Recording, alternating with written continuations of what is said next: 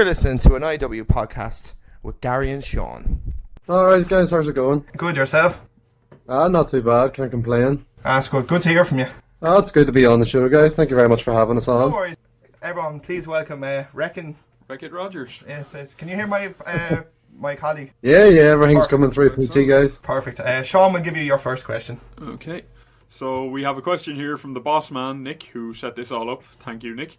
How did you come up with the Wreck-It Rogers and Turd Ferguson character? It was completely like sort of an inside joke, so it was.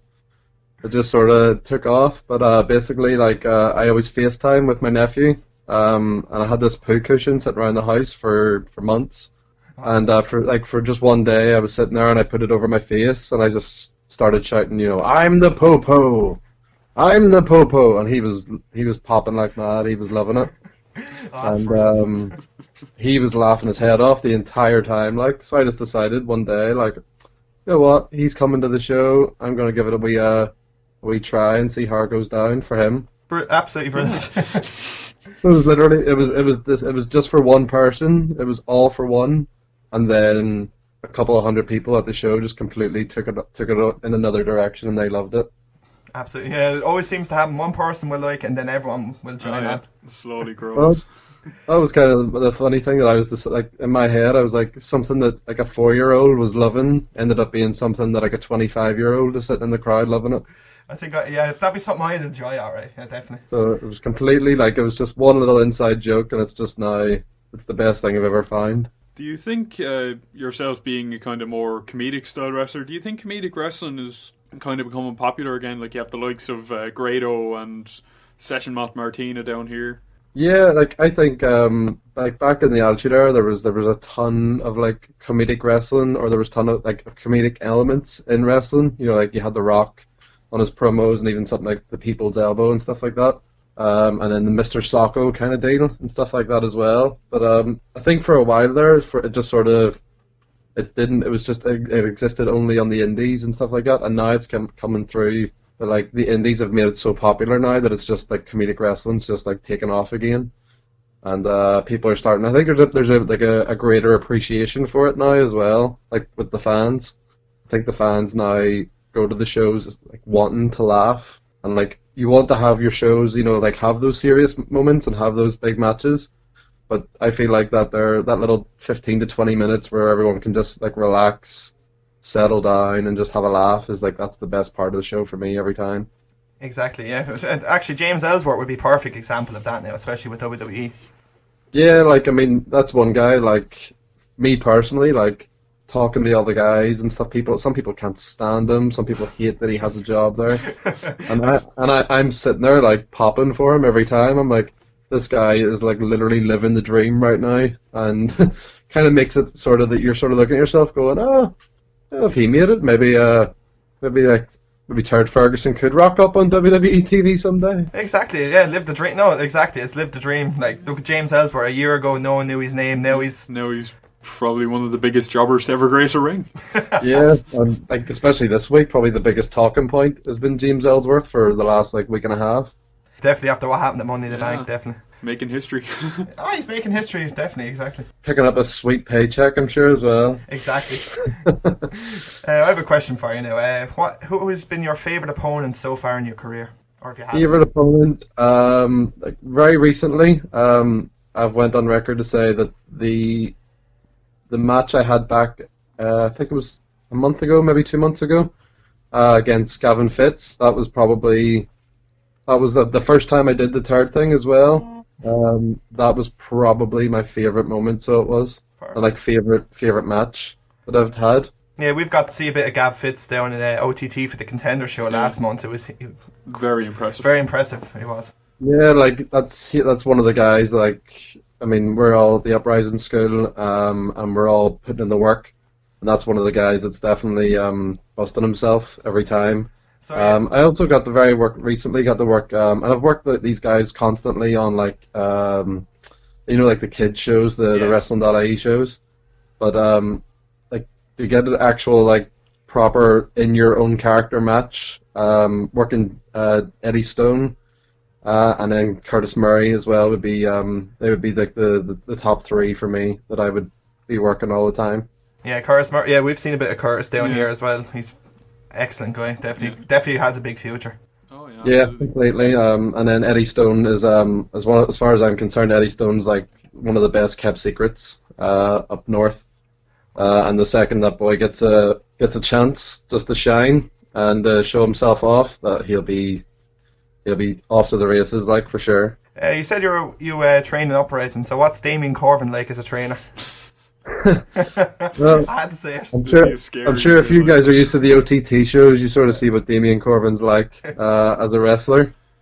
That's pretty much what Damien Corvin is like as a trainer. So, Oh my god. so Damien Corvin doesn't really there's no real off switch with the big man. Like what you see is pretty much what you're getting. Every time is kind of every session that he takes, he's on, and then when he's on, you feel like you're on, and then it's just everything sort of clicks together. Everyone's in full game, just having a laugh and putting in the work. But definitely, If you weren't- Corbin has no off switch, I would say. If you weren't wrestling at the moment, is there any other things that you'd like to pursue, or would you be doing anything else, or is wrestling the dream? I think wrestling has been the dream. Like I literally, like, we were talking about it on a road trip like a couple of weeks ago. I think it actually might have been on the way down to Lisburn, actually, for Pro Wrestling Ulster. We were talking about when did you start watching wrestling? For me, it was like 1993 I started watching, and it was King of the Ring and Bret Hart, and that's the first memory. So I think that was always, like, from seeing that, this was like the dream job even then. But if wrestling wasn't a thing or wasn't a viable option for me, like, I loved theater growing up as well, like musical theater, stand-up comedy has always been a thing, and it's just like I don't personally think that I'm like the funniest guy out there to be able to go on stage and do some stand-up comedy, but I don't know, it's something that I think would be something enjoyable that I'd be able to try and go up there and be a goof and see if anyone would take off with it and have a laugh with me. So, speaking as a fan of wrestling, do you have a favourite or a least favourite match of all time? Favorite match of all time? There's a couple that come to mind. Like this year will change every single month near enough. As soon as you go on the network, you'll see another one. You're like, oh yeah, remember that one? Oh, that was amazing. At the minute, though, the one that I've been going back and watching over and over lately has been... It's a toss-up between Shawn Michaels and Kurt Angle from WrestleMania 21. And then very recently I found an old classic of mine, which was Randy Orton versus Cactus Jack from Backlash 2004. So, and they're very, like, completely two extreme differences. There's one's like this brutal hardcore match, and one's this like technical sort of showcase. And it was just both of them though are up there with my probably my two favorites. Yeah, I'd say so. Yeah, Shawn Michaels, Kurt Angle is one of my favourites. It's just pure wrestling Classic. in its form. It's such a great match. Yeah, and like that, it's just like the way Angle just sort of, you know, like it's kind of like a horror movie at the end. He just pops right up and grabs that ankle, and then it's just like, kind of like it was like Jason coming out of the water kind of deal or something like that for me. You've mostly stuck to Belfast and the surrounding areas. Would there ever be a chance of an appearance down in, say, OTT or CCW down around here soon? 100%, yeah. Like I'm completely game for coming down and doing the OTT shows and doing the CCW shows. Like 100%. If anyone's listening, the big dog's ready to come down with Turd Ferguson all day. But yeah, like at the minute, Pro Wrestling Ulster sort of found a home in Pro Wrestling Ulster and with the Uprising shows in Belfast. I find that they're very, very enjoyable. The crowd seems to really take me up north. So I know OTT travels up the Mandela Hall, you know, for the Belfast show. So fingers crossed one day that could be like a wee step in the door. There's a potential of like hundreds of matches that I could think of that I would love to do down at OTT. And then obviously down at CCW as well. Like there's plenty of talent that I'd love to get in the ring with. And actually, speaking of hundreds of potentials of matches, who would be your dream opponent for a match? I've been talking about this for the last like 4 months easily, maybe even longer actually, to anyone that'll listen to me. Just in Shape is the dream match Yes.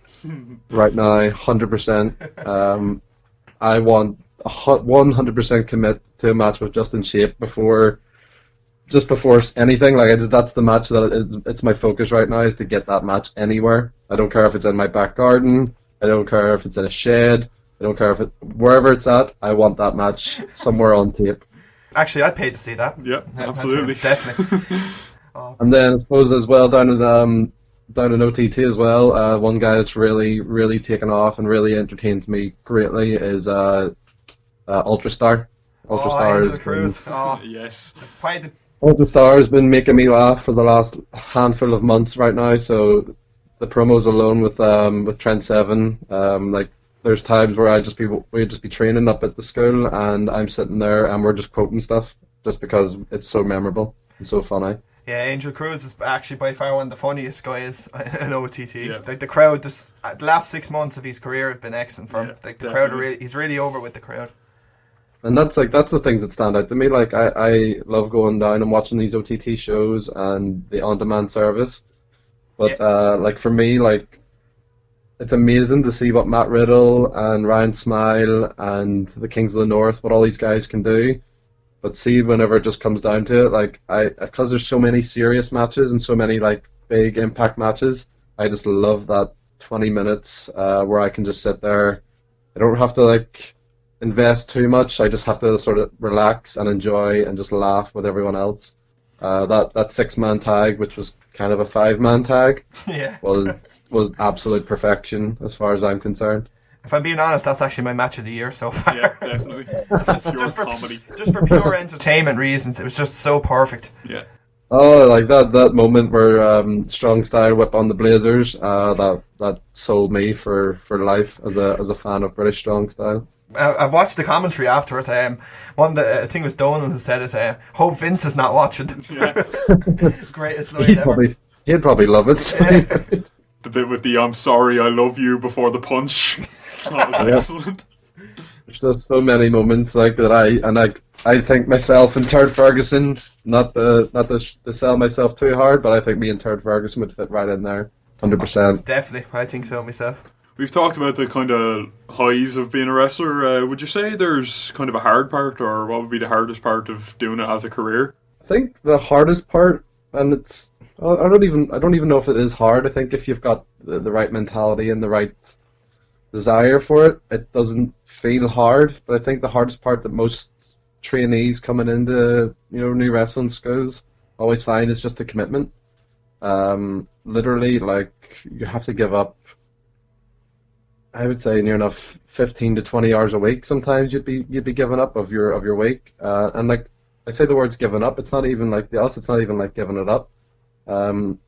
Like after our scheduled classes and stuff, like you see me, Gavin Fitz, Curtis Murray, Eddie Stone, we're wanting to stay extra. We're wanting to put in more work. Boys like Stevie View and Blake Richards, all these guys, like we're sitting there going, no, we don't want just the scheduled hours. We want 2 extra hours to do this stuff. We want to go up on our free time and we want to go up on weekends and stuff like that. So I think the hardest thing people find is just committing that time to it. But if you're truly passionate about it and you really want to get to the WWE or you want to go to Ring of Honor or go to New Japan, anywhere like that, it's quite easy. Obviously you have to bump every single day and you have to put yourself through a lot of pain every single day, but it is worth it whenever you think of the long-term goal. Like, completely worth it. You're known for your manager / friend Turd Ferguson. Have you ever lost him at any stage, or have you ever kind of had to get a replacement, or is it still the original? Oh, it's the original. It's been the original for many months now. It's been literally even in the house and stuff. I'm sitting there, like my roommates and stuff will be sitting there, and I'll be like, "Where's Turd Ferguson?" I can't. Like, have you seen Turd Ferguson?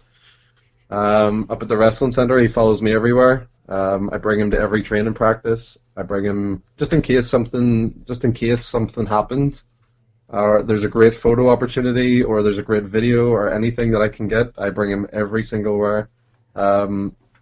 even on the run up to that Lisburn show with Pro Wrestling Ulster, for like 2 days, I was over at Tucker's house, and for like the day after, we were still at Tucker's house, and like me and him were walking around with Turd Ferguson t-shirts on. We're doing Turd Ferguson voice impressions, and we're just having a laugh with it. But no, it's the original cushion. I think I'd be too heartbroken if I actually lost the original cushion. I think that would send me into a bit of a spiral. So it would. It's actually off wrestling. What is your favourite TV show ever? Favorite TV show? If we're coming from like a serious TV show, it would be Lost. I thought Lost was just from start to finish. I know a lot of people give up on it after season 2, season 3. I was completely hooked, completely sold on that. But from comedic standpoint, which is sort of like what I'll try and take a lot from, it's Friends and Always Sunny in Philadelphia. There's so many things that I see on those shows, and I'm like, oh, that could work. Oh, maybe I'll try that tonight in training, or I'll put that on a show and see if it takes off. So following on from that, do you have a favourite movie? Favourite movie, Longest Yard. Yes. Like 100%, it's The Longest Yard. It's for a wrestling fan. It was the greatest thing. I actually only watched it recently, like a week or two ago. So it's one of those films I always come back to if you're ever having a down day or if it's raining outside. The Longest Yard is just the ultimate pick me up for me. Definitely go, yeah. Like the fact you have Goldberg, Stone Cold, Kevin Nash, and even at the time the Great Khali. Yeah. Yeah, it's just perfect. So it is, and like the references, wrestlers. and like Kevin Nash is a complete show stealer in it. Oh, he is, especially with and then Goldberg's sledgehammer, or I think they call it his jackhammer in the movie. It's just absolutely perfect. And Stone Cold being himself, of course. Yep. Yeah, Stone Cold being a highly sort of more pretty much himself turned up to 1,000. Yeah. With a hint of racism in it. Yeah, just a hint. About right. So I think final question now, unless Gary has any more. No. Obviously, being with the PWU crew, you kind of travel around a lot. Do you have any kind of funny travel or backstage stories that you'd be willing to share, or would you get in trouble? Well, I think I'll take over from here. Wreck-It, you've done enough. You've done all the talking. Wreck-It, Turd Ferguson's here. All right, boys, how's it going? How's it going? So you were asking there about the funny stories backstage. Well, I've plenty, and I'm not shy about telling them. I'll tell you that now. The main one is all the time people always try and take me, so they do, away from Wreck-It. They always try and hide me in some sort of precarious situation, and it could be minutes before we have to go out, and I have no legs, so there's no chance of me getting out there on my own. So people are hiding me all over the locker room. They're hiding me in bathrooms, and you could literally be talking about 30 seconds before the music's about to hit. And Al Wreck-It's running around trying to find me. So he is. He's running. He's checking bathrooms. He's looking in other people's bag. He's doing everything. And luckily enough, I always end up coming to him, or he always ends up finding me. But I do worry one of these days I might not make it out through the curtain. So, unless Any more stories? Yeah. For me, like the best stories are usually the ones that are on the road. They're completely like the amount of times you get lost on these road journeys, whether it's in Lisburn or whether it's in Cork, you always find yourself lost no matter what. Wrestlers and sat-navs don't really work well together. So we found ourselves in many a field, many a dark alley. I remember one time it was myself, Brian Core, and Adam Maxted, and we pulled into what we thought was the venue. It was not the venue though. It was someone's private sort of property, and I think we walked in on a bit of a drug deal going on or something like that, because he was very very adamant to get us out of there ASAP. But it was such a tight alley that I say, like, it wasn't something you could just easily reverse out of. No, it was a 5 or 10 minute deal, and he was adamant. And big Adam Maxted. Thankfully he was there, because he was sort of the muscle, but he was sort of popping himself because he started being asking questions about what he was doing. He was probing, investigating. While we're all crapping ourselves, thinking we're about to get shanked. Adam's asking, "Well, what's going on here? What are you up to? Why are you so antsy, sir?" Meanwhile, Wreck-It Rogers is near enough running for the hills. But your man wasn't having any of it that day. He was making sure that we got off his property ASAP. So there definitely was some dodgy dealings going on. I definitely know that for sure. That's perfect. Thanks very much, Wreck-It Rogers, and thank you, Turd Ferguson, for stopping it. Yep. Thank you very much for having us. I'll put this turd to rest now. He's been trying to cut in this whole interview, so I was only giving a wee segment at the end just to get him over there, but he's going back to bed now. That's him done. Perfect. Appreciate your time. Thanks a million. Thank you. No worries, guys. Thank you very much for having me. So that was the incomparable Wreck-It Rogers and the one and only Turd Ferguson. Thank you very much again for absolutely coming on. Thanks for your time, man. So perfect. Yeah, so that's the interview, guys. Our first one. That's it. Our first real interview there. In the bag. Oh, that was brilliant. Oh, that was brilliant. That was the greatest 20 minutes of my life. Right, guys. Oh my god, he's excellent. So yeah, I've been Gary. I've been Seán. And we'll talk to you guys in the next See you time. later.